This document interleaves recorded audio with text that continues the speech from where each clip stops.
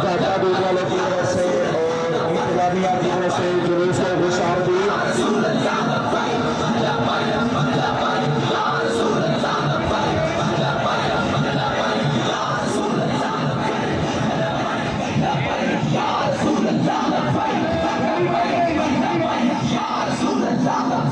दाता दूध वाले इकराम से बहुत प्यार करते हैं, इसलिए मैं चाहूँगा कि एक लम्हे के लिए तमाम दोस्त अहबाब का बेहद ज़्यादा शुक्रिया। यकीनन आप खराज तहसीन के मुस्तहिक है कि आपने इतनी कामयाब रैली निकाली। अल्हम्दुलिल्लाह इस साल तो आशिकों ने मैदान लगा लिया, ये निकली होंगी।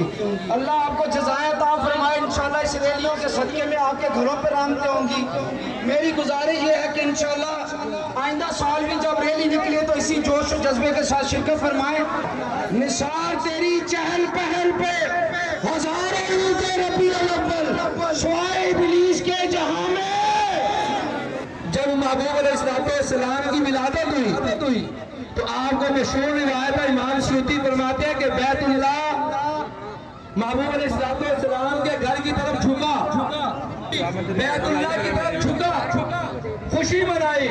महबूब ने सिला क्या दिया?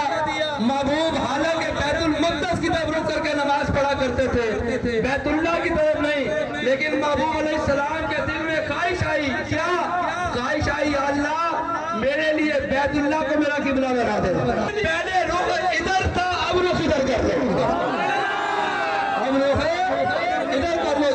मंजर समझिए, इमाम किधर होता है? आगे बिल्कुल इधर, इमाम इधर, पहली सफ़ी होगी और आखिरी सफ़। लेकिन जब महबूब अलैहिस्सलाम ने रुख बदला होगा, अपनी एड़ियों के ऊपर मुड़ गए। अब वो मंजर क्या होगा कि महबूब ने जब इमामत करनी है तो इमाम आगे ही होगा ना, पीछे तो नहीं होगा, आगे ही होगा इमाम। इमाम जब आगे ही होगा तो क्या होगा कि महबूब यूं चले, मुड़े, इधर रुक हुआ, हमारा भी रुख उधर ही होगा।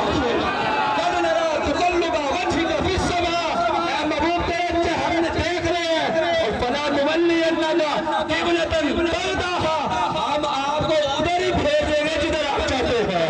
लेकिन सवाल ये पैदा होता है, या रसूल अल्लाह आपके दिल में ये ख्वाहिश आई क्यों? तो महबूब ने गोया जवाब दिया, कहा ऐ बैतुल्लाह तू मेरे मिलाद की खुशी में मेरी तरफ झुकाना, सारी उम्मत को तेरी तरफ झुका दूंगा। मैं अपनी सारी उम्मत को तेरी तरफ झुका दूंगा।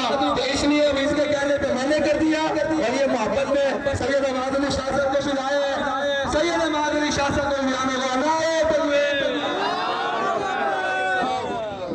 हर तरफ खुशियां हैं, नूर फैला है, गलियां बाजार सजे हैं, ईमान वाले खुशियों का इजहार कर रहे हैं।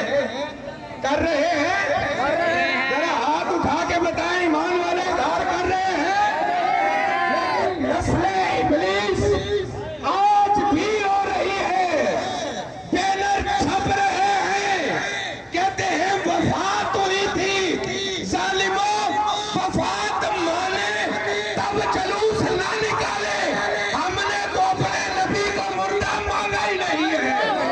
हमारा नबी वो है जो कल भी जिंदा था, जो आज भी जिंदा है, जो कल भी जिंदा होगा।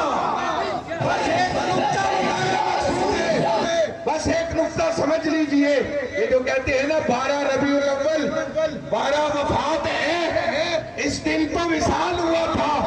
एक बात सुनिए, उलमा बैठे हैं, अल्लामा बदरुद्दीन आइनी ने लिखा, कहते हैं जब रूह निकलती है तो रूह को बदन से आला मकाम पे रखा जाता है। अब्दालों की रूह जाती है, इल्लियीन में जगह मिलती है। जब मेरे महबूब की रूह को निकाला गया, इज़राइल जिब्राइल रूह मोहम्मद को लेकर पहुंचे, इल्लियीन में रखे। सोच पड़ी कि इल्लियीन आला है या वजूद रिसालत आला है। रूह वापस लेकर पड़े, जन्नत में पहुंचे, जन्नत में रखे, जन्नत में रूह मुस्तफा को रखे तो सोचने लगे कि जन्नत तो उनके तलवों का सदका है, तो फिर रूह को कहाँ रखे?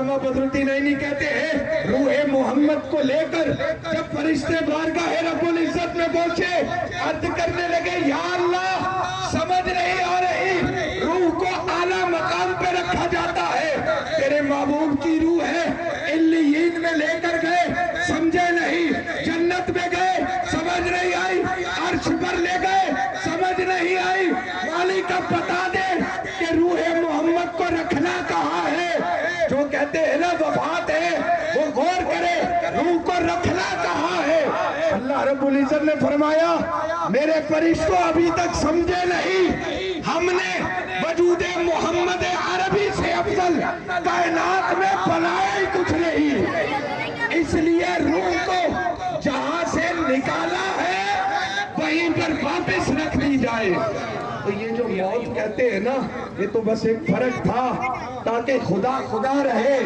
مصطفیٰ مصطفیٰ رہے ورنہ ہمارا ایمان تو کیا گیا تو زندہ ہے واللہ تو زندہ ہے واللہ میری چشم عالم سے چھپ جانے والے ان کی محبتوں پہ اظہار ہو گیا آگے بڑھیں گے اگلا سٹیج لگا ہمارا آخری پڑاؤ ہوگا وہاں پر گفتگو ہوگی اللہ تعالیٰ ان سب کا کاوش کو اپنی بارگاہ میں قبول فرمائے السلام علیکم ورحمۃ اللہ وبرکاتہ